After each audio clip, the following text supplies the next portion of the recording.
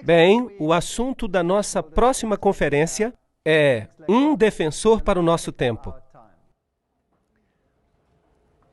Temos aqui uma ilustração provocante que faz pensar. As tábuas da pedra e o dedo de Deus em segundo plano. E Êxodo capítulo 31, versículo 18 diz: E deu a Moisés, quando acabou de falar com ele no monte de Sinai, as duas tábuas do testemunho, tábuas de pedra escritas pelo dedo de Deus. Então Deus escreveu em pedra os 10 mandamentos, e os escreveu com o seu próprio dedo.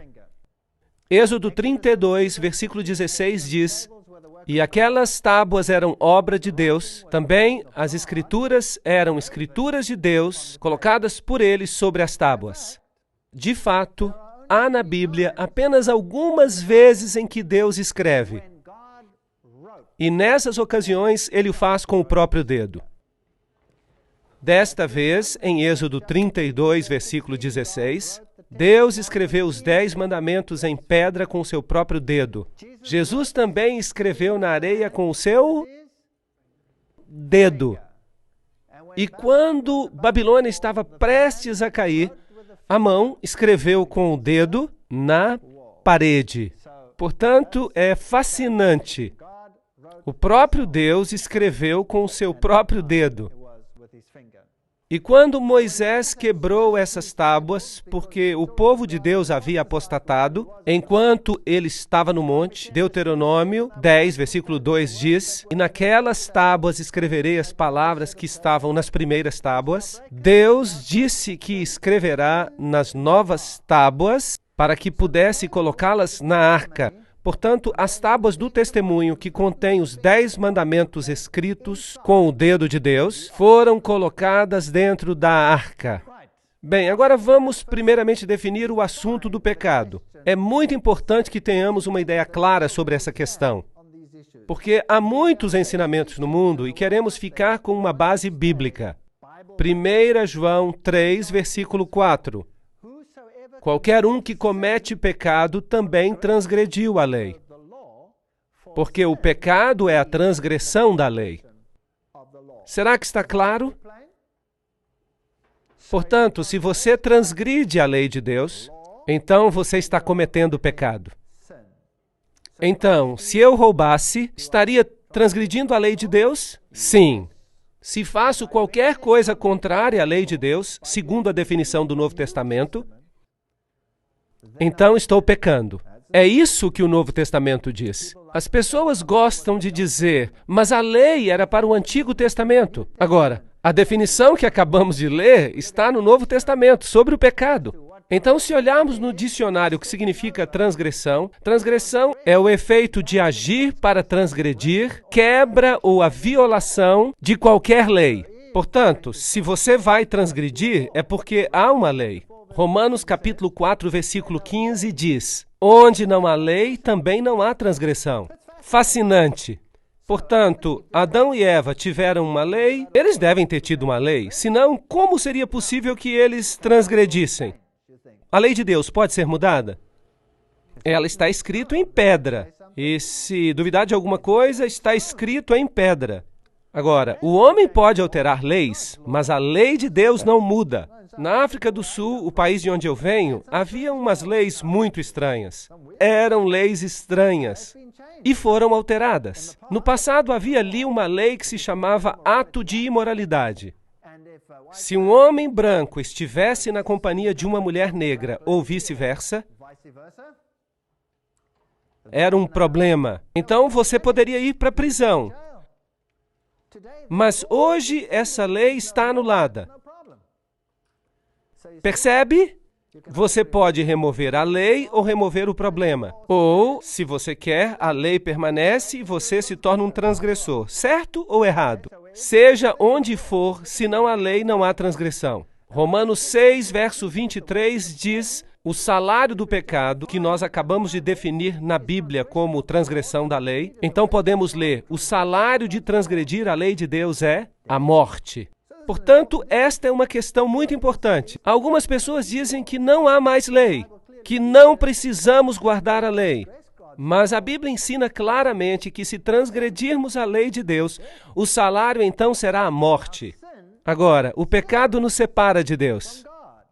Vamos ler Isaías 59, versículo 2. As vossas iniquidades, ou seja, os vossos pecados, fazem separação entre vós e o vosso Deus. Isso é importante. Algumas pessoas gostam de colocar essa definição de cabeça para baixo. Eu prefiro manter a definição assim como está na Bíblia. O pecado é a transgressão da lei. E se você peca, isso provoca uma separação. Portanto, fomos separados de Deus por causa do pecado. Mas há um meio de resolver esse problema. E esse meio é Cristo. Romanos 6, 23 diz que o salário do pecado é a morte, mas o dom gratuito de Deus é a vida eterna. Portanto, há duas possibilidades. Adão e Eva pecaram, e o salário do pecado é a morte. Duas possibilidades. Ou eliminamos a lei, como no caso da África do Sul, havia uma lei, e era uma lei que não fazia sentido, e a lei foi anulada. Já não há mais lei, então já não há mais transgressão, porque não há mais lei. Faz sentido? Portanto, se eliminamos a lei, isso resolve o problema. Então você está livre. E todos os que estavam na prisão por causa do ato de imoralidade, segundo essa lei, foram libertos. Cristo fez isso? Será que ele anulou a lei? Sim ou não? Não. E o que diz a lei? Morrerá. Mas Cristo poderia ter dito: eu fiz uma lei, mas essa lei era muito dura para vocês. Por isso, vamos anular essa lei. Mas Deus não muda. Portanto, agora estamos num beco sem saída. A lei diz: você certamente morrerá. Mas Cristo não tratou deste problema de forma leve. Se tivesse sido possível para ele retirar a lei, então não seria necessário para ele pagar a pena da lei. Sim ou não? Não. Assim que Cristo veio para morrer, e isso significa que ele pagou a pena, certo? Então, será que a lei ainda é vigente? Sim ou não? Absolutamente. Mas algumas pessoas gostam de dizer que a cruz anulou a lei. Mas eu gostaria de dizer que a cruz é justamente a garantia de que a lei está vigente. A cruz é a garantia de que a lei ainda está vigente. Porque se tivesse sido possível anular a lei, então não teria sido necessária a morte de Cristo. Faz sentido? Ok. E porei inimizade, vocês se lembram do texto? Entre ti e a mulher, entre a tua semente e a sua semente, e esta te ferirá a cabeça e tu lhe ferirás o calcanhar. Haveria inimizade entre o diabo e Cristo, porque pela graça sois salvos mediante a fé, e isso não vem de vós, é dom de Deus. Não vem das obras para que ninguém se glorie. Estes textos são confusos? Não. Posso ser salvo guardando a lei? Não. Sou salvo por meio da graça. Cristo pagou a pena por mim. E ele morreu por mim, e por meio da graça sou salvo. Se eu aceito o seu dom de salvação, estou salvo pela graça. A lei não pode me salvar. A lei é apenas uma coisa escrita. A lei não é um meio para salvar. É apenas um meio de me dizer o que é certo e o que é errado. Faz sentido? Bem. Porque o pecado não terá domínio sobre vós, porque não estáis debaixo da lei, mas debaixo da graça. Pois que pecaremos porque estamos debaixo da lei e não debaixo da graça? O que Paulo diz aqui? De modo nenhum. Em outras palavras, o que ele está dizendo aqui é que a graça me salva. E as obras não podem me salvar. Mas o pecado não tem domínio sobre mim. A transgressão da lei não deve fazer parte da minha vida. Então, agora, por acaso posso pecar? Sim ou não? De modo nenhum. De modo nenhum. A graça estabelece a lei. Eu olho para a cruz e digo: uau, Senhor, por que tiveste que sofrer e morrer por mim? E o Senhor me responde: porque tu és um transgressor, e a lei exige que morras. Por isso eu paguei o preço por ti, e fiz justiça. A justiça foi feita. Eu vou dar um exemplo para vocês. Se você tem uma filha pequena, e você tem uma filhinha e vêm uns rapazes e a estupram, a violam, a espancam, a mutilam, a estrangulam e a deixam morta. Horroroso. E você está destruído, absolutamente devastado. E você chega ao tribunal e o juiz diz: o que vocês fizeram foi errado, por isso, não façam isso de novo. Agora podem ir. Como é que você se sentiria? Você ficaria irritado, não é? Porque não houve o quê? Justiça. Não se fez justiça. Mas Deus é 100% justo. Deus é também 100% misericordioso. É difícil ser ambos. Por isso, Deus tomou sobre si a pena e pagou o preço. E morreu. Será que Ele exige a sua morte também? Agora, esta é uma pergunta difícil. Ele exige que você morra. E que tipo de morte Ele exige? Ele exige a morte do velho homem do pecado. Em outras palavras, o velho eu tem que morrer. E o novo eu deve renascer da morte em Cristo, por meio do seu poder e da sua ressurreição. E o novo homem será transformado, e o novo homem transformado em Cristo, vamos então caminhar em Cristo por esta estrada, o caminho da nova estrada nesta vida, e Cristo nos dará a força para fazer o que é certo. Temos uma segunda oportunidade. Temos uma segunda oportunidade, mas, voltando ao exemplo do assassino, que é condenado à morte, então ele se arrepende completamente. E ali está ele. E alguém está disposto a trocar de lugar com ele. E ele tem uma segunda oportunidade. O que fariam estes homens? Será que eles sairiam para matar outra vez? Ou será que considerariam que têm uma nova oportunidade? E diriam: é melhor caminhar por um caminho melhor. Por isso, Deus proíbe que a graça anule a lei. Por isso, nenhuma carne será justificada diante dele pelas obras da lei. Não somos salvos pelo que fazemos ou porque fazemos coisas boas. Por meio da lei vem o quê? O conhecimento do pecado. Romanos 3, 19 e 20. Portanto, a lei não pode me salvar. Só Jesus pode me salvar. Mas a lei pode me dizer o que é certo e o que é errado. Por isso, se eu sei o que é certo e não faço, então para mim será o quê? Pecado. Ok. Então a lei me diz o que é pecado. Romanos 3, verso 31 diz: anulamos, pois, a lei pela fé? O que diz o texto? De maneira nenhuma. Antes, estabeleceremos a lei. É incrível como o pensamento de Paulo é distorcido sobre este ponto específico.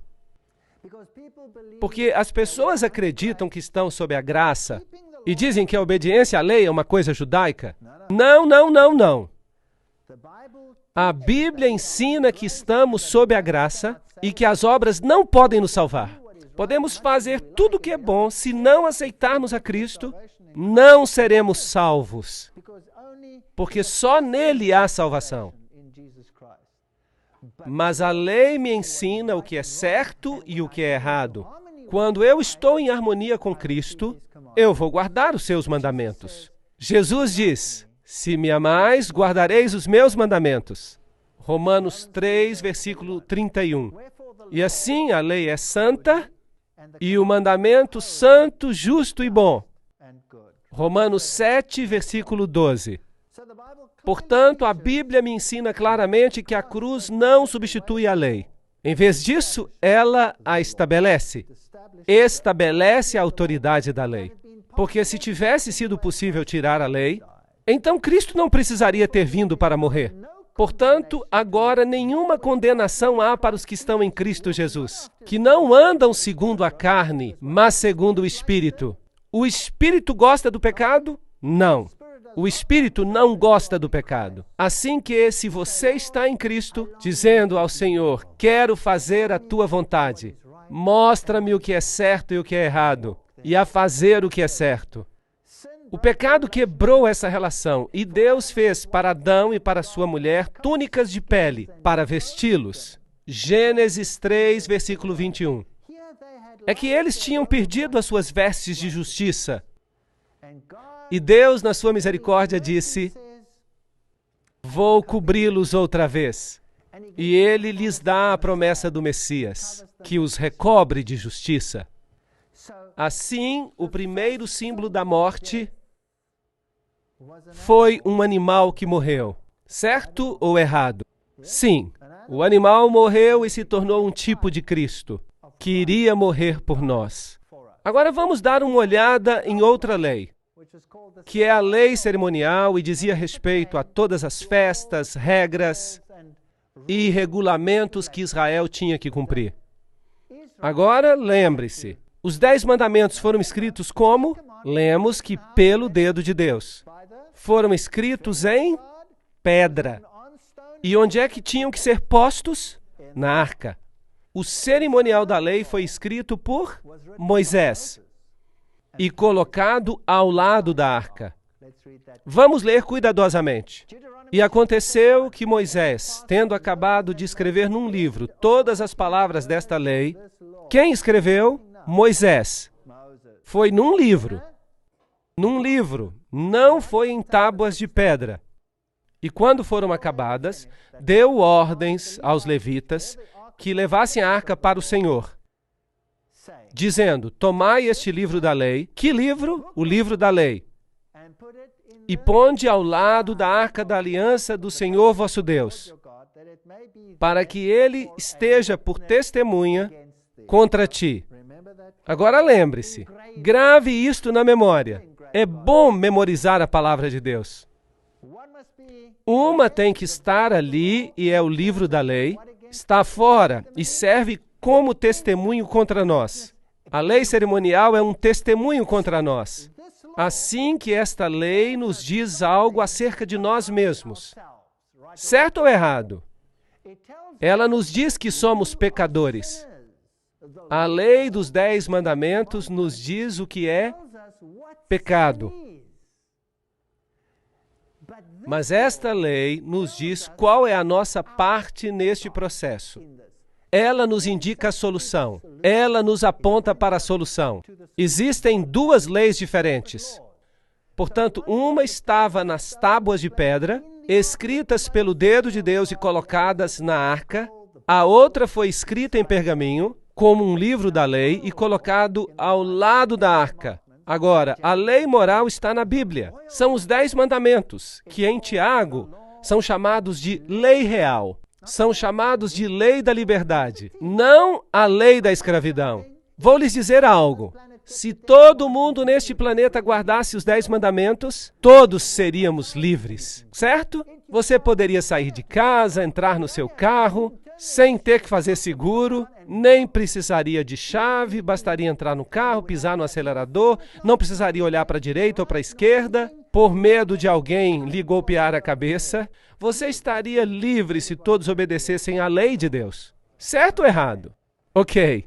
Êxodo 31 diz, era a mesma escritura de Deus esculpida nas tábuas. Deuteronômio nos fala que foi posta dentro da arca. 1 João 3, versículos 4 a 8 e Romanos 4 dizem que a lei existia antes do pecado. Não foi por acaso que se diz, onde não há lei, não há transgressão, porque Adão e Eva transgrediram. Portanto, deveria haver uma lei, certo?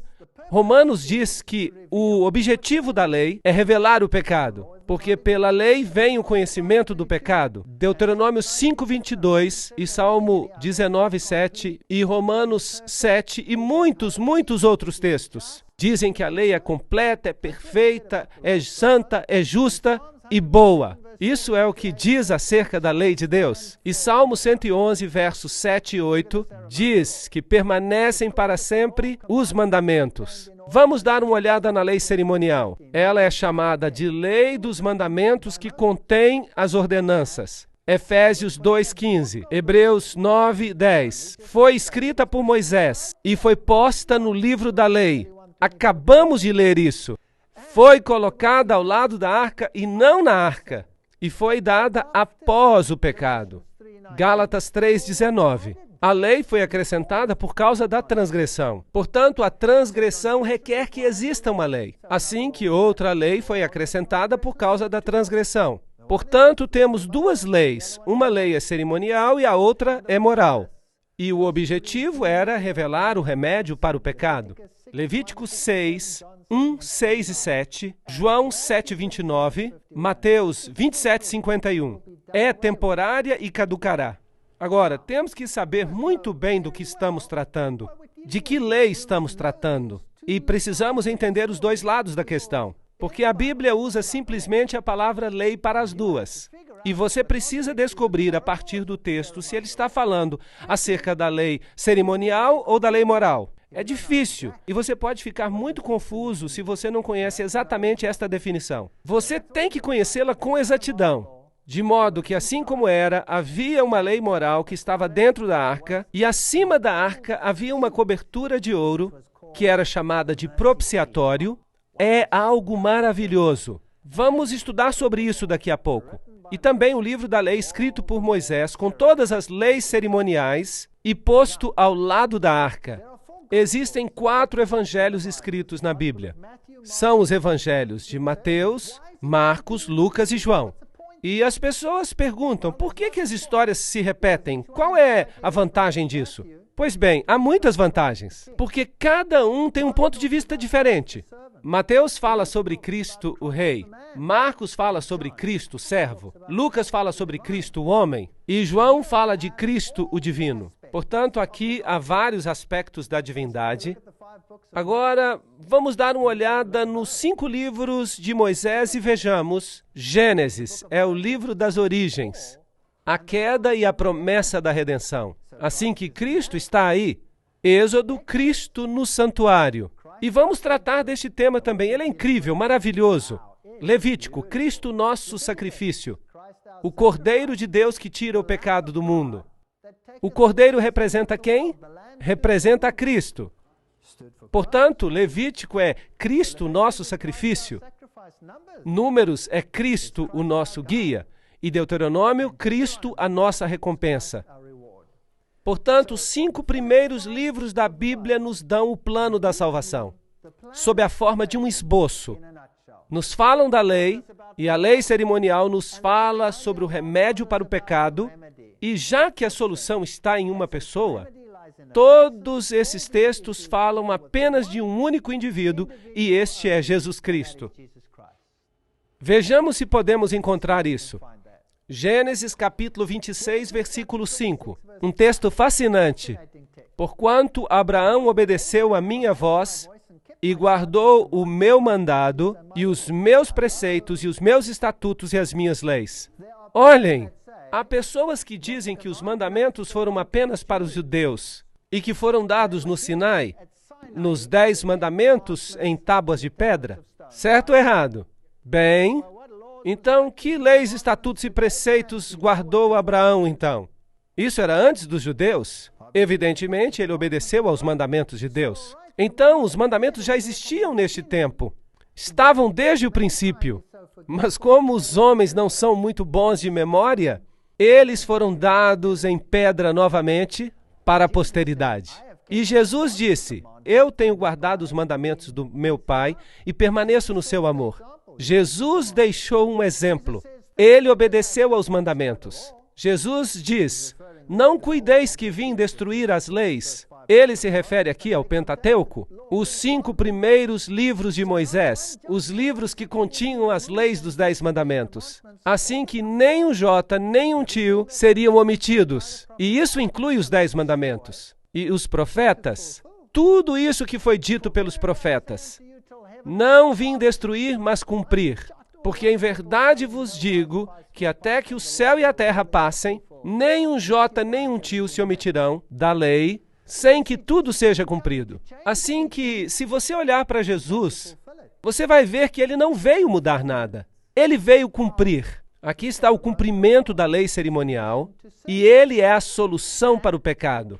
E ele veio porque a lei dos 10 mandamentos havia condenado a todos os homens à morte. Mas ele veio para fazer justiça e pagar o preço. Portanto, na cruz, a justiça e a misericórdia se encontraram. Incrível! Jesus diz, é mais fácil passar o céu e a terra do que cair um tio da lei. Lucas 16, verso 17.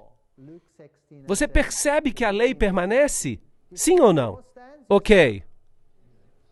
Já esclarecemos isso. 1 João 5, verso 3. Este é o amor de Deus, que guardemos os seus mandamentos.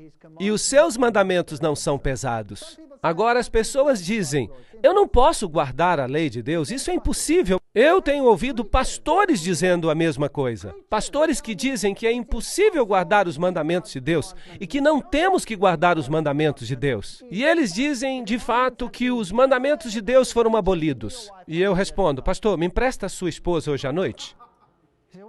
E ele me responde, o quê? O que você quer dizer? Bem, eu digo, se não existe mandamento nenhum que diga não adulterarás, não foi isso que eu quis dizer. Então, o que você quer dizer? Como você explica isso? E eu pergunto, se eu mato a sua filha, está tudo bem? Não, é isso que eu queria dizer. Então, não se deve matar. E nós poderíamos citar todos os mandamentos. Você quer ou não que guardemos a lei? Isso não é estranho? Ou não há mandamentos? O Senhor diz que os seus mandamentos não são pesados. E vindo a ser perfeito, se tornou o autor da eterna salvação para todos. O quê? Todos quem? Todos os que obedecem. Hebreus 5:9. Obediência. Se você tem o evangelho sem obediência, você tem o evangelho pela metade. Então você está em pé sobre uma perna só e vai cair. Agora, vejamos isto. Mateus 4:10, Apocalipse 19:10. Ao Senhor teu Deus adorarás e só a Ele servirás. Confirmem por vocês mesmos. Eu não estou citando o Antigo Testamento. Aqui, 1 João 5:21, Atos 17:19. Filhinhos, guardai-vos dos ídolos. Amém. Este é o segundo mandamento. 1 Timóteo 6:1. Que o nome de Deus e a doutrina não sejam blasfemados. Se você olhar com atenção, Marcos 2:27 e 28, Hebreus 4:4. O sábado foi feito por causa do homem e não o homem por causa do sábado. Portanto, o Filho do Homem até do sábado é o Senhor. Aqui, honra teu pai e tua mãe. Mateus 19:19. Não matarás. Romanos 3:9. Não cometerás adultério. Mateus 19:18. Não fornicarás. Não dirás falso testemunho. Não cobiçarás. Romanos 7:27. No Novo Testamento, há lei ou não há? Sim, ela permanece. Absolutamente. Não toque na lei de Deus. Foi necessário que Deus morresse, porque essa lei ainda vigora. Gálatas 3:19. Logo, para que a lei?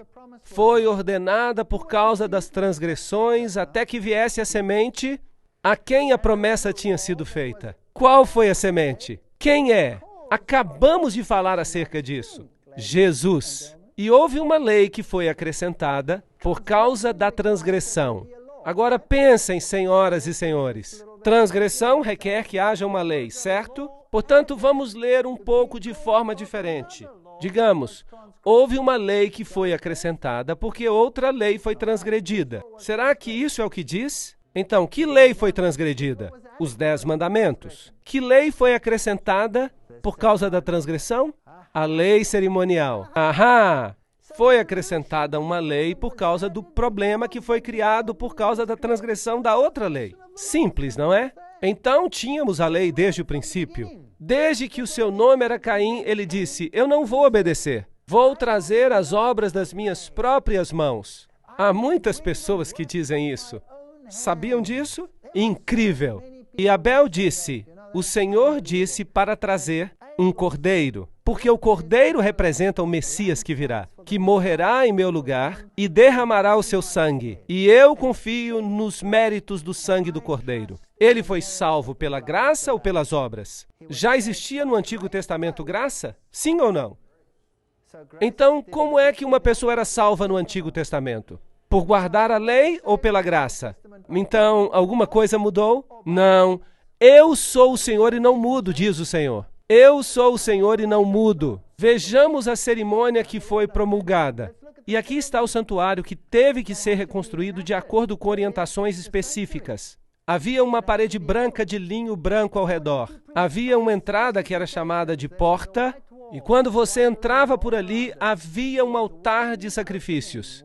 E se você avançasse mais, encontraria uma pia de metal. E se você entrasse no primeiro aposento, o primeiro tabernáculo, havia um castiçal. E do outro lado havia uma mesa de pães, e no meio havia um altar de incenso. E se você passasse ao segundo aposento, atrás deste, havia os 10 mandamentos na arca, coberta por 2 querubins. Isso é o que havia. Êxodo 25, 8. E me farão um santuário e habitarei no meio deles. Era um símbolo de que Cristo morava entre o seu povo. Como Moisés foi divinamente avisado quando estava para acabar o tabernáculo, foi-lhe dito: faze tudo conforme o modelo que no monte te foi mostrado. Hebreus 8, verso 5. Tudo de acordo com o modelo. Nem um jota, nem um tio. Não mude nada. Deve ser exato. Deus é muito exato. E por isso ele lhe disse exatamente como construí-lo. Cada pequeno detalhe é importante.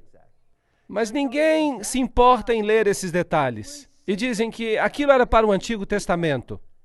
Mas o Antigo Testamento foi escrito para nossa exortação. Diz Paulo. Assim é melhor a gente ter certeza que estamos lendo.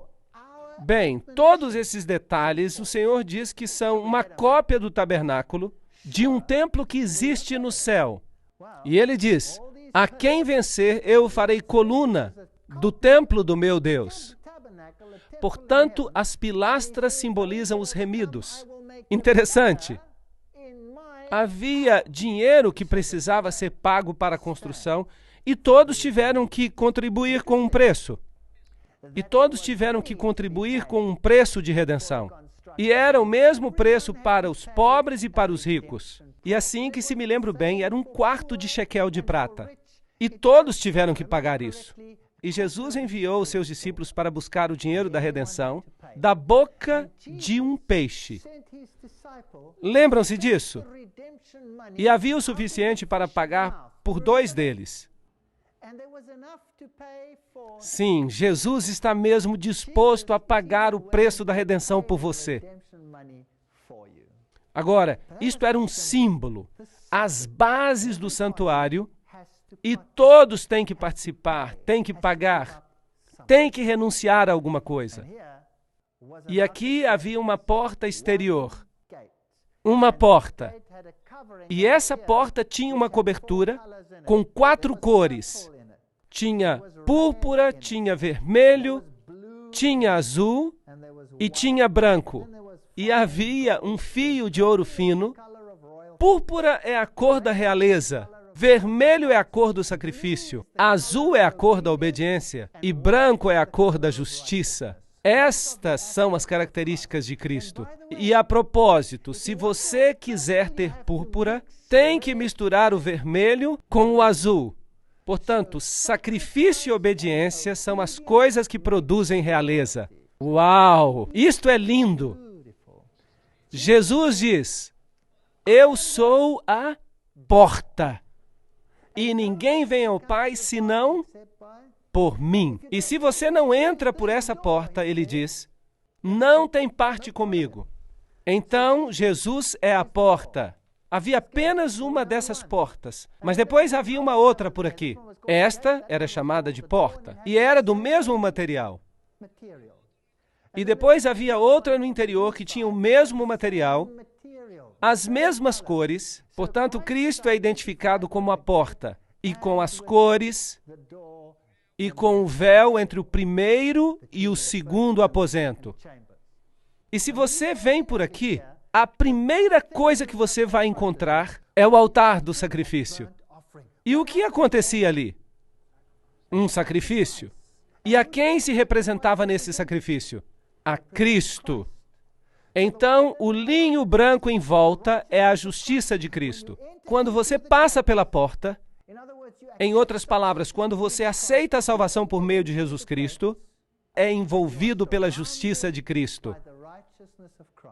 Isso é lindo. É isso que se chama justificação. Você se encontra diante do altar de sacrifício e há um cordeiro e você é testemunha do sacrifício do Filho de Deus em símbolo para tirar os seus pecados. Hebreus 9:24 diz que Cristo não entrou no santuário feito por mãos humanas, figura do verdadeiro, porém no céu mesmo, para agora comparecer por nós diante da face de Deus. Portanto, o santuário terrestre era uma cópia do santuário celestial, onde Cristo é o nosso sumo sacerdote. Hebreus 9, verso 8 diz: o caminho do santuário não estava descoberto enquanto se conservava em pé o primeiro tabernáculo. O ministério de Jesus no céu só podia começar depois que o seu ministério na terra fosse concluído. Como é que nós sabemos disso? Porque no santuário terrestre não era autorizado ao sacerdote que entrasse no primeiro aposento até que o sacrifício tivesse sido feito. Havia um cordeiro e havia um carneiro da consagração. O cordeiro representava Cristo no início do seu ministério e o carneiro representava Cristo no final do seu ministério. E se o carneiro da consagração era sacrificado, aí o sacerdote era autorizado a entrar no lugar santo. E a Bíblia nos diz que Cristo não entrou com sangue de cordeiros ou carneiros, mas com o seu próprio sangue. Portanto, este serviço era interpretado como uma garantia da vinda do Messias. É um simbolismo lindo. Símbolos que servem de exemplo e sombras das coisas celestiais, como Moisés foi avisado divinamente. Hebreus 8:5.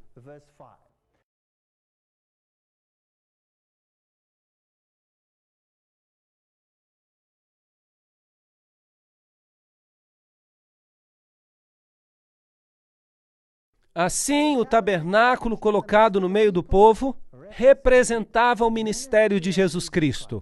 Agora, você acha que é importante que nós compreendamos o ministério de Cristo? Sim ou não? Eu creio que sim. Jesus habitou entre nós, João 1, verso 14. Portanto, vamos estudar este ministério, porque se nós o estudarmos, nós então seremos capazes de discernir muitos dos enganos deste mundo. Muitas pessoas terminam o seu evangelho quando atravessam esta porta. E ali se encontram, já estão dentro, sua vida segue como estava antes, nada mudou. Não, não, não. Há mais no ministério. Você só viu o primeiro tabernáculo. Vejamos os móveis mais uma vez. Quando se entra, havia um altar de sacrifícios, depois uma pia de metal, e depois, ao entrar no primeiro aposento, temos de um lado o castiçal, também havia o altar de incenso, e então havia uma mesa com pão da proposição.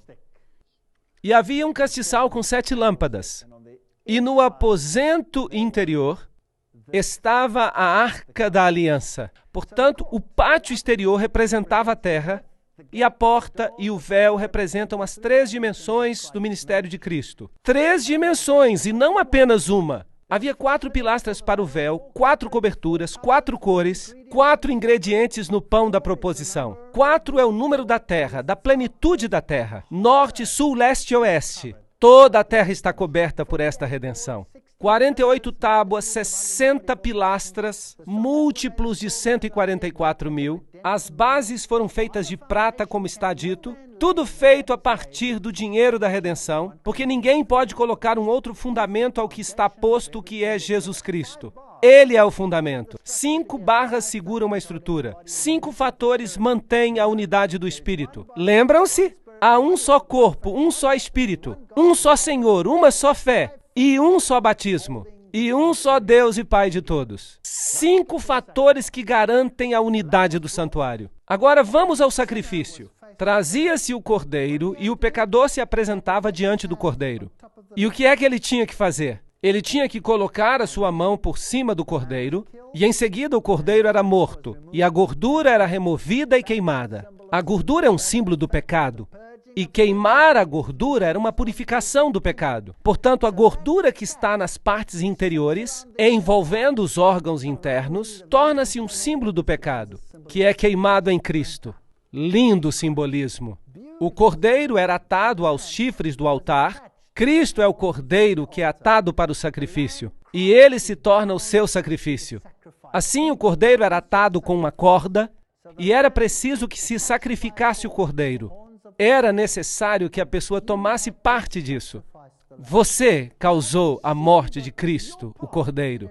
O sumo sacerdote tomava o sangue, e o sumo sacerdote, em certo sentido, levava o sangue do Cordeiro que purifica dos pecados, e o próprio sumo sacerdote, que era também um símbolo de Cristo. Claro que nesse sistema, o sumo sacerdote e o Cordeiro são, na realidade, um mesmo símbolo. Mas, naturalmente, o cordeiro acaba morto depois do processo. Então, o sumo sacerdote representa a Cristo. Em certo sentido, o Cristo ressuscitado. Levítico 4, 27 a 31 diz que se alguma pessoa do povo desta terra pecar por ignorância, atentando contra algum dos mandamentos do Senhor, então trará como sua oferta uma cabra sem defeito, pelo pecado que cometeu, e lhe porá a mão sobre a cabeça, para se tornar uma oferta de expiação pelo pecado, e a oferecerá no lugar do holocausto. E o sacerdote faria expiação por essa pessoa, como Cristo faz expiação por nós. Então o sacerdote é um símbolo. Então o pecado era perdoado. Há um plano para nos livrar do pecado. Assim, é preciso pôr as mãos sobre o cordeiro. Vamos ler o que diz a enciclopédia judaica sobre o assunto. Diz: a colocação das mãos sobre a cabeça da vítima é um rito ordinário pelo qual a substituição e a transferência dos pecados são realizadas. Em cada sacrifício há a ideia de substituição. A vítima toma o lugar do homem pecador. Agora eu tenho uma pergunta. O evangelho também lhes foi pregado? Sim ou não? Não lhes foi pregado como é pregado a nós. Foi pregado com símbolos. Se tivessem estudado a cerimônia, eles teriam percebido o ministério de Cristo através dela, mas começaram a usar a cerimônia como um ritual. E quando se ritualiza algo, então perde-se o verdadeiro significado. Então o sumo sacerdote, o cordeiro, o sangue, tudo aponta para Jesus Cristo, que é o Cordeiro de Deus que tira o pecado do mundo. João 1, verso 29. Ei-lo, olhem para ele. Aí está a tipologia. É fascinante. Quando Abraão teve que sacrificar a Isaque, e ele tinha que fazê-lo no Monte Moriá, o mesmo monte onde depois o templo foi construído. E o templo representa o santuário, o ministério de Cristo. Quando se escavava o Monte Moriá, percebeu-se que Salomão criara uma pedreira de onde se tiravam blocos de pedra. E isso criou um vale entre as duas colinas. E uma colina foi chamada de Gólgota. É fascinante que o Monte Moriá era uma colina e que Jesus morreu no Monte Moriá. Uau! Ele morreu no mesmo monte, simbolizando a morte do Cordeiro. Meus filhinhos, estas coisas vos escrevo para que não pequeis. Mas se alguém pecar, temos um advogado junto ao Pai, Jesus Cristo justo. Portanto, Cristo morreu, e agora que ele morreu, ele ressuscitou e se tornou um advogado para nós. Então, o trabalho de Cristo terminou na cruz, ou Jesus continua fazendo algo? Ele ainda está fazendo o seu trabalho. Sim, o preço do pecado foi pago plenamente, mas a obra de Cristo não está terminada ainda. Cristo é ainda o advogado, nós podemos encontrar salvação nele.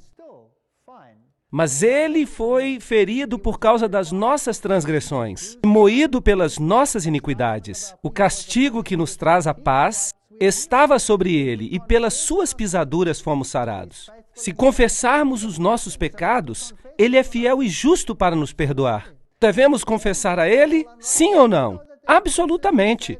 Vocês sabiam que há pregadores que dizem que não há nada mais malvado que possamos fazer do que falar sobre a natureza pecaminosa do homem? Se não falarmos do pecado, então não precisamos de uma solução. Poderíamos seguir sem Cristo, certo ou errado? Ok, todos estes símbolos representam um sumo sacerdote. Agora, aqui está a pia de metal. A pia de metal vinha logo após o sacrifício. Muitos sistemas religiosos vêm e querem aceitar a justiça de Cristo, vêm até a porta, aceitam o sacrifício expiatório na cruz, mas depois dizem, muito obrigado, agora estou salvo. Mas ainda falta lavar-se, sim ou não? A limpeza pelo renascimento, uma mudança deve ocorrer no caráter. Algo tem que acontecer. De modo que a pia de metal representa a lavagem por água. Ali está, e você se lavava na pia de metal, o sacerdote fazia isso como um símbolo, porque um tabernáculo estava preparado, o primeiro, em que havia o candelabro e a mesa e os pães da proposição. Isso se chama santuário. E o sumo sacerdote entrava nele diariamente, mas não sem sangue. Agora, isto é o que acontecia. Imagine isto. O pecador traz o cordeiro é abatido, as entranhas são queimadas, e o que sobra do cordeiro é finalmente queimado fora da cidade. E isso simboliza que Jesus ia morrer fora, que ele seria morto e eliminado fora da cidade. Então, o sumo sacerdote cozinharia uma porção, uma pequena porção como parte cerimonial, mas os críticos nos dizem que era do tamanho de uma ervilha, e ele tinha que comer. E simbolicamente, os pecados confessados ao cordeiro eram transferidos para o sumo sacerdote. Agora, ele simbolicamente levava os seus pecados como Cristo leva os nossos pecados. Agora, o sumo sacerdote fazia um sacrifício por si mesmo. Além de todos os pecados confessados que ele tomava sobre si próprio, ele levava aquele sangue e o levava para o santuário diariamente. E o colocava nas pontas do altar. Assim, um símbolo. Em símbolo, os nossos pecados foram removidos e colocados no registro do santuário. E a luz continuava queimando. A luz representa Jesus, a luz do mundo. Esta é uma representação da Arca de Tito, quando ele levou os móveis após a destruição de Jerusalém. E todas estas coisas foram levadas. Onde elas estão hoje? Deveríamos perguntar. Jesus diz, em João 8, versículo 12, eu sou a luz do mundo. Quem me segue não andará em trevas, mas terá a luz da vida. O óleo que estava na lâmpada é um símbolo do Espírito Santo, que difundiria a vida. E, através do Espírito Santo, a fumaça, o fumo do incenso subia com as orações dos santos, desde a mão do anjo até a presença de Deus. E isso tinha tudo que ver com Jesus. Portanto, o sacerdote queimava este incenso, e isso representava as nossas orações subindo a Deus e sendo aceitas por Deus, através de Jesus Cristo. Em seguida, havia um sangue que era transferido, ao se transferir o registro dos pecados para o santuário. Eu sou o pão da vida que desceu dos céus. Se alguém comer deste pão, viverá para sempre. E o pão que eu dou é a minha carne, que eu darei pela vida do mundo. Esta era a mesa dos pães. Pão sem fermento, sem pecado. Agora, em outras palavras, se você entrava, estava coberto pela justiça de Cristo. Se aceitava o seu sacrifício, o sacrifício de Cristo, deveria ser lavado e renascer, e em seguida, o que você deveria fazer? Tornar-se partícipe da luz através do Espírito Santo. Jesus é a luz do mundo. A minha palavra, a tua palavra é o que ilumina os meus pés. É uma luz para o meu caminho. E se você não participar do corpo de Cristo, então Cristo não faz parte de você. Então você não tem parte com Ele. E você tem que falar com Deus através de Cristo. Portanto, Cristo se torna o seu amigo pessoal. Você come, dorme, bebe e anda com Ele. E isso se chama santificação. E a Bíblia diz que sem santificação não veremos a Deus. Não é suficiente dizer estou santificado, se você não quer saber nada do resto. Você tem que aceitar todo o pacote ou nada. É isso do que se trata. Portanto, a mesa dos pães da proposição representa a Cristo para o seu povo. Existem 12 pães, 12 tribos de Israel, 12 apóstolos. Os números têm muito significado. Os ingredientes do incenso representavam toda a humanidade. Hebreus 9, verso 3. Mas depois do segundo véu, estava o tabernáculo que se chama o Santo dos Santos. Agora, ali vamos ao lugar santíssimo. Já falamos bastante, por isso vamos balançar a cabeça para acordar. Estamos despertos? Muito bem. Porque agora nós vamos fazer algo realmente emocionante. Vamos olhar o segundo compartimento do tabernáculo. Dizem que o meu cabelo está todo despenteado. O que importa? Bem, o primeiro compartimento representa o compromisso diário com Cristo. A participação com a palavra, a participação na vida, a vivência de uma vida em Cristo. Mas ele também contém o registro de todos os nossos pecados confessados. Está claro para todos? Porque o sangue foi transferido para as pontas do altar, está certo? Portanto, contém o registro de todos os pecados. Eu quero lhes dar boas notícias. Vocês são felizes se o registro dos seus pecados for transferido e registrado no santuário. Vocês são benditos. Essas não são más notícias, são boas notícias. Porque os pecados registrados ali estão perdoados. Vocês sabiam disso? Todos os pecados que você confessou e foram transferidos para o Cordeiro e para o sumo sacerdote foram registrados no céu, são os seus pecados confessados. Então, um dia, quando o registro do céu estiver a ponto de ser expurgado e limpo de todo pecado, abrirão os livros e dirão: aqui estão os registros dos pecados de Walter Weiff.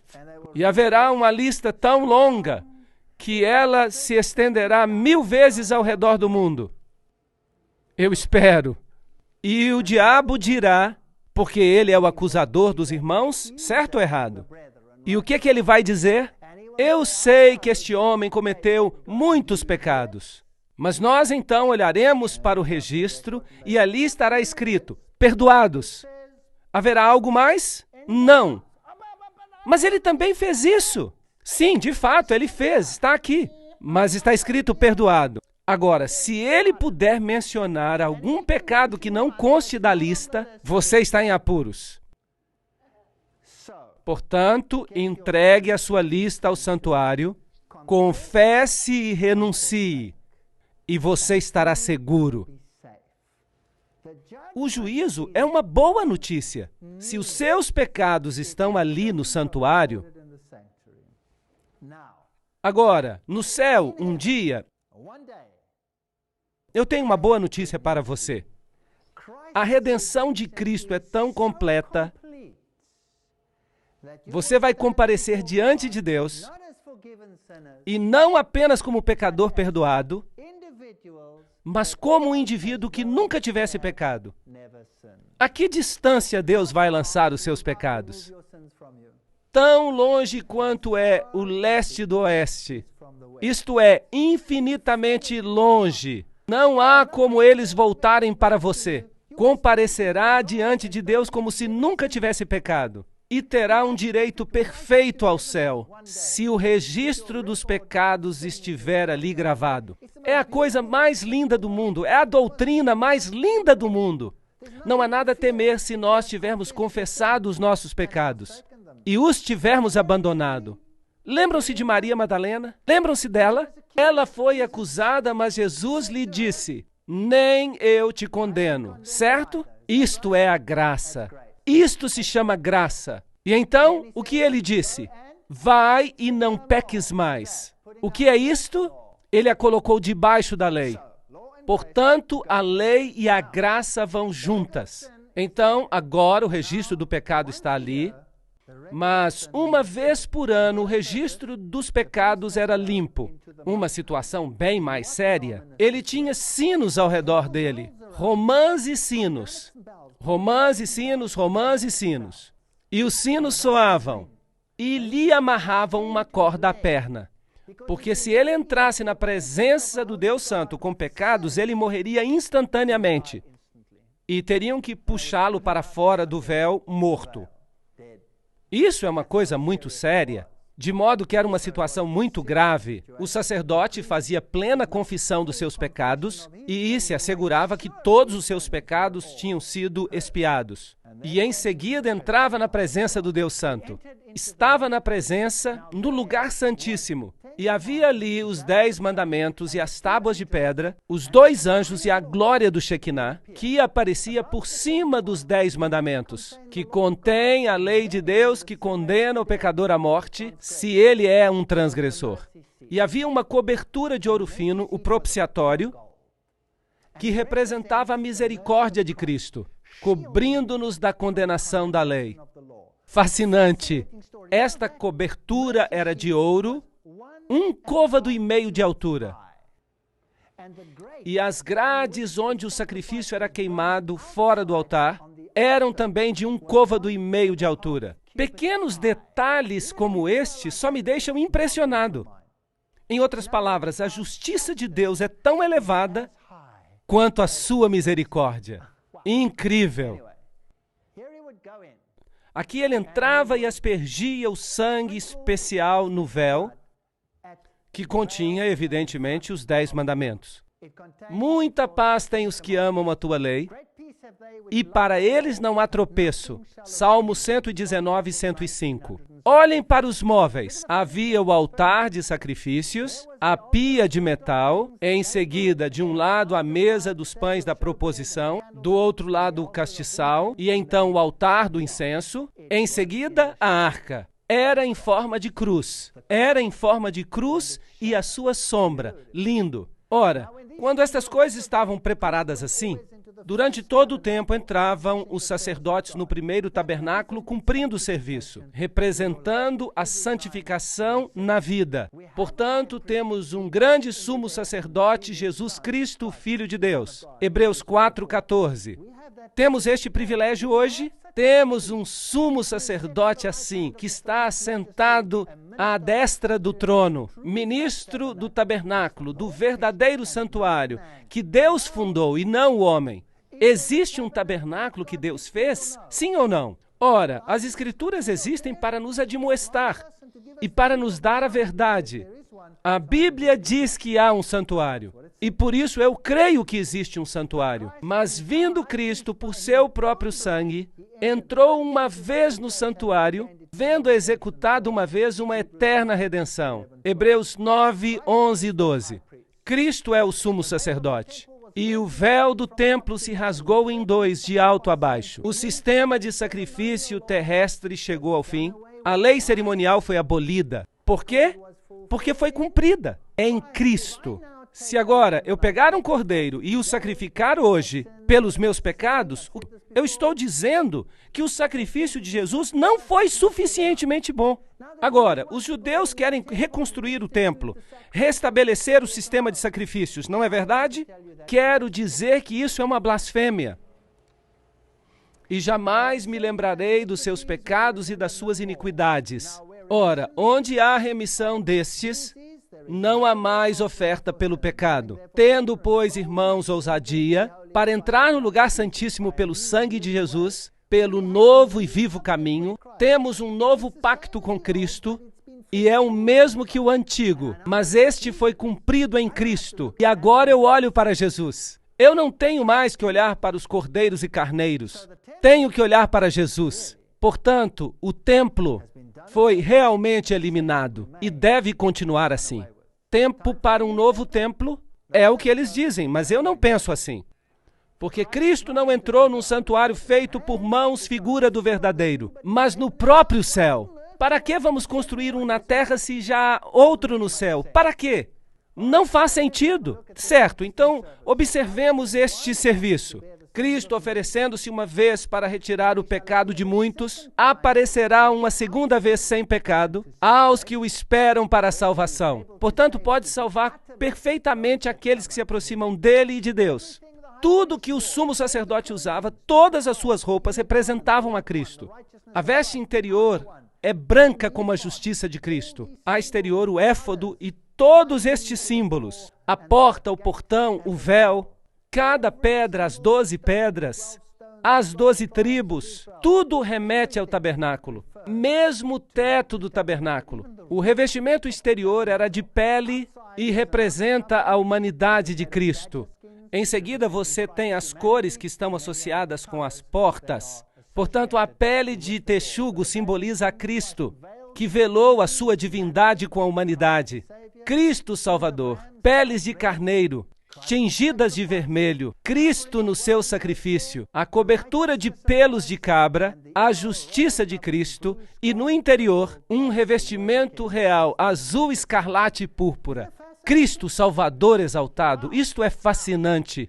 Agora, as 7 festas judaicas anuais também estão associadas ao serviço do templo. Isto está tudo escrito na lei de Moisés. Havia o tipo e o antítipo. Havia a Páscoa judaica, que representava o sacrifício do cordeiro, representava a crucifixão. Notem que era no mês de Nissan, 14. Em seguida, havia a festa dos pães asmos, no dia seguinte. Este é Cristo, corpo de Cristo. Cristo na tumba, Nissan 15. E então tinha uma festa das primícias em Nissan 16. Assim temos 14, 15 e 16, os 3 dias da crucifixão, sexta, sábado e domingo da ressurreição. Assim que até nas suas festas anuais estavam celebrando a obra de Cristo. Isto é surpreendente, é incrível. E em seguida havia a festa das semanas, que era em Sivan 6. 50 dias depois, era o Pentecostes. E esse celebrava a doação da lei, as ferramentas da justiça, como é correto em termos de sua obediência. A graça provém de Deus, e agora estavam totalmente equipados, ao mesmo tempo em que foram enviados a pregar Cristo, a solução para o problema do pecado. A lei define o pecado, o problema do pecado, e Cristo é a solução para o problema do pecado. Portanto, o custo da redenção é Cristo.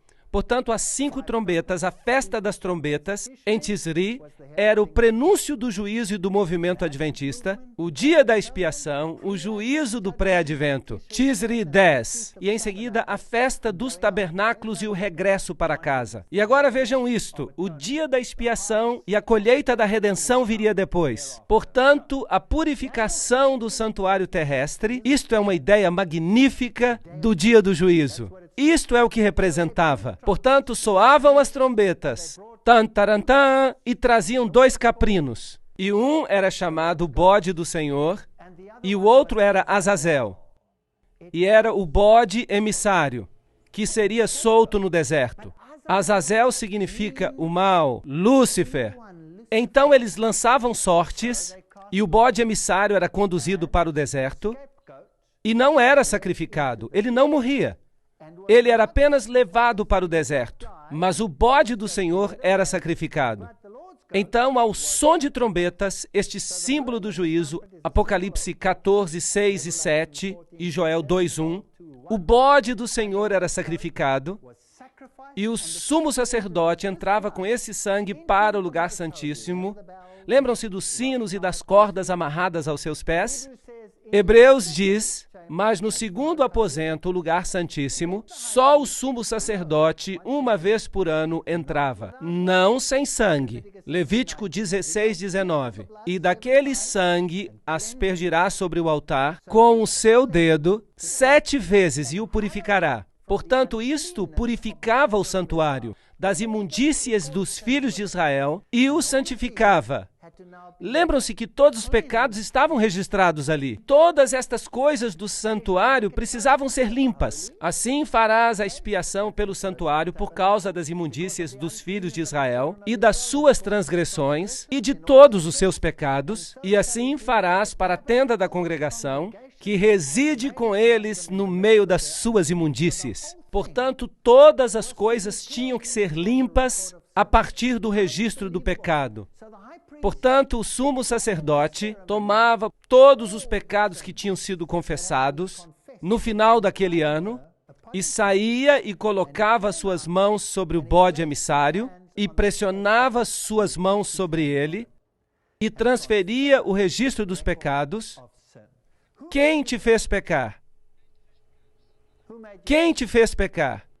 Satanás te fez pecar. Portanto, se Satanás te fez pecar, esse registro é transferido para o bode emissário, Azazel, que significa Lúcifer.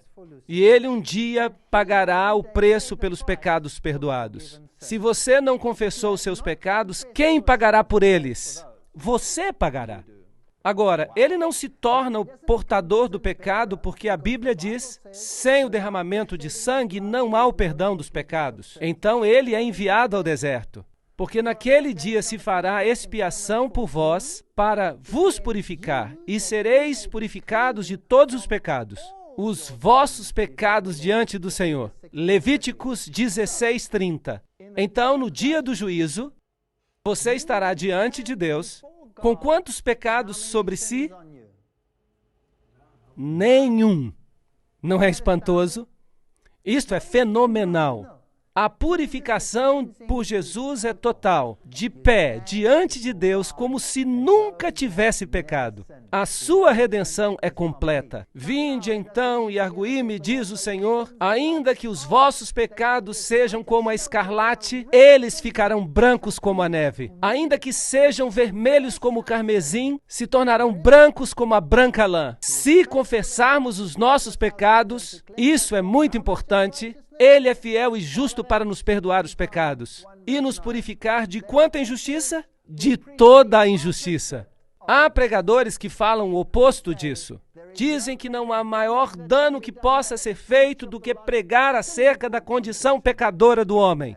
Mas temos que reconhecer e confessar os nossos pecados se desejamos ser participantes da salvação. Portanto, esse era um período de confissão final, de purificação, um tempo de juízo. E aqueles que não participavam eram cortados do povo. Esta é a mensagem do santuário, a purificação do santuário.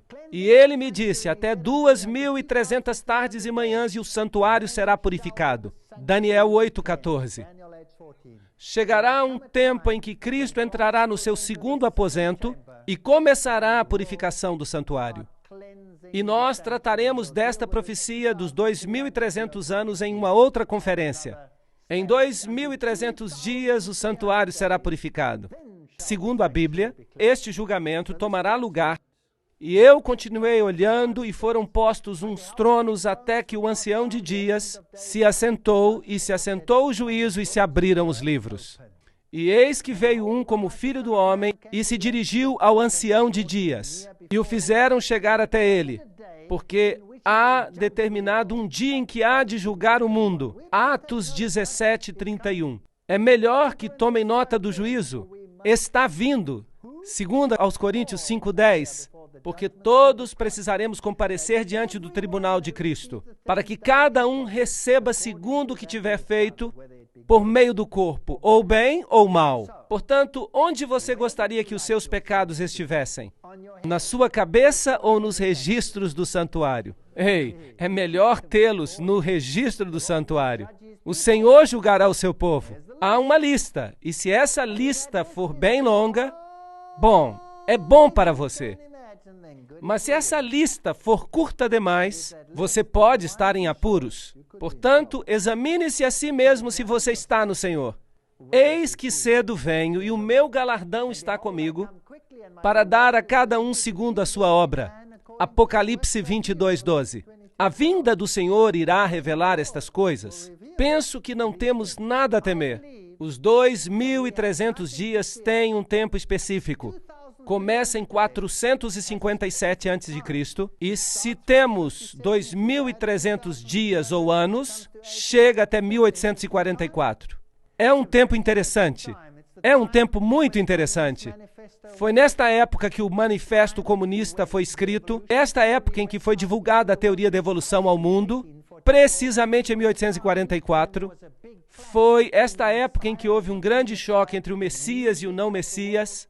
A música do mundo foi escrita sobre a criação. Temei a Deus e dai-lhe glória, porque é vinda a hora do seu juízo. Qual será a norma de julgamento? Vamos perguntar à Bíblia. Assim falai e assim procedei. Como devemos ser julgados pela lei da liberdade? A lei vai ser o padrão de julgamento. Tiago 2, verso 2. Vamos ouvir a conclusão de toda a questão. Eclesiastes 12, 13 e 14. Temei a Deus e guardai os seus mandamentos, porque isto é o dever de todo homem. Porque Deus há de trazer a juízo toda obra, e até tudo que está encoberto, quer que seja bom, quer que seja mal. Será que ouvimos muito falar sobre isso no mundo hoje? Não, não, não. Se me amais, diz Jesus, guardareis os meus mandamentos. Amados, se o nosso coração não nos condena, temos confiança para com Deus, e qualquer coisa que dele pedirmos, dele receberemos, porque guardamos os seus mandamentos e fazemos o que é agradável à sua vista. 1 João 3, 21 e 22. É tão simples assim. Peça perdão a Deus e o seu registro de pecado confessado será feito no céu. Vai e não peques mais. Come o pão da vida. Bebe da água da vida. Toma a luz do mundo, a luz viva. Come e bebe da tua religião. Não é bom ter uma religião pela metade. E então, quando Cristo voltar, estarás limpo de toda a tua injustiça. Tudo isto, nenhum deles estará sobre a tua cabeça, nenhuma mancha. A justiça de Cristo te cobrirá novamente. Se confessarmos os nossos pecados, Ele é fiel e justo para nos perdoar os pecados e nos purificar de toda injustiça. 1 João 1, verso 9. Arrependei-vos, pois, e convertei-vos para que sejam apagados os vossos pecados. Este é um evangelho que não escutamos hoje em dia, mas esta é a verdade, senhoras e senhores. Esta é a verdade. Crê no Senhor Jesus e será salvo. Mas acreditar é fé, e a fé sem fazer algo, sem obras, é inútil. Quem é injusto, faça injustiça ainda. E quem está sujo, suje-se ainda. E quem é justo, faça justiça ainda. E quem é santo, seja santificado ainda. Apocalipse 22, 11. Muito em breve esse decreto vai sair, e a porta da graça fechará. E se você estiver no lugar imundo, será tarde demais. Você permanecerá imundo. Se você estiver do lado justo, permanecerá justo. E muito em breve o Senhor virá. O Senhor não retarda a sua promessa. Ele é longânimo para conosco, não querendo que ninguém se perca, mas que todos cheguem ao arrependimento. Às vezes eu me pergunto, quando eu vejo o mundo desta forma, Senhor, por que tu não vieste ainda? Há gente que diz que Deus vai ter que pedir desculpas a Sodoma e Gomorra se não voltar logo, porque as coisas estão tão más. Mas eu sei que o caráter de Deus é muito paciente. Aqui está a paciência dos santos. Aqui estão os que guardam os mandamentos de Deus e a fé de Jesus. Jesus virá em breve. Em breve virá sobre as nuvens. E esta é a minha oração. Que cada um de nós tenha um entendimento correto do que significa servi-lo. O serviço não significa simplesmente cantar aleluias. Significa aceitá-lo como Salvador pessoal. Meu Salvador pessoal e meu Rei. E um rei é alguém a quem tem que se obedecer. Não porque ele queira mandar em mim, não. Jesus, o Senhor, demonstrou que veio para lavar os pés, não é verdade? Ele não veio para dominar sobre nós, mas nos pede obediência porque isto é bom para nós, é o certo para nós. E ele diz, escreverei as minhas leis sobre os seus corações. Este vai ser o nosso novo pacto. E quando a lei estiver no nosso coração, vamos fazer o que é correto. Eu lhes asseguro que as suas relações vão melhorar. O amor uns pelos outros vai melhorar se voltarem para a obediência, regressando a um relacionamento de obediência a Deus. E não precisamos temer nada quanto ao juízo se tivermos confessado os nossos pecados. Nada. E quanto mais longa for a lista de pecados confessados no céu, melhor. Porque isso significa que todos estão lá e podemos renunciar e esquecê-los. Esta é a minha oração para vocês. Na palestra que se segue, vamos ver o outro lado da moeda, porque até agora eu tenho me esforçado para mostrar para vocês os critérios que a Bíblia apresenta quanto à salvação e um relacionamento com Cristo, e o que os dois implicam. Amanhã veremos as contrafações. Vamos identificar o anticristo pelo nome. E eu sei que alguns poderão ficar chocados ou ofendidos, mas se ficarem zangados, fiquem zangados comigo, mas não com a palavra de Deus. Podem até jogar tomates em mim, mas continuem vindo, continuem assistindo, alimentando-se da palavra. Vamos ver que é possível analisar tudo isso juntos. Muito obrigado.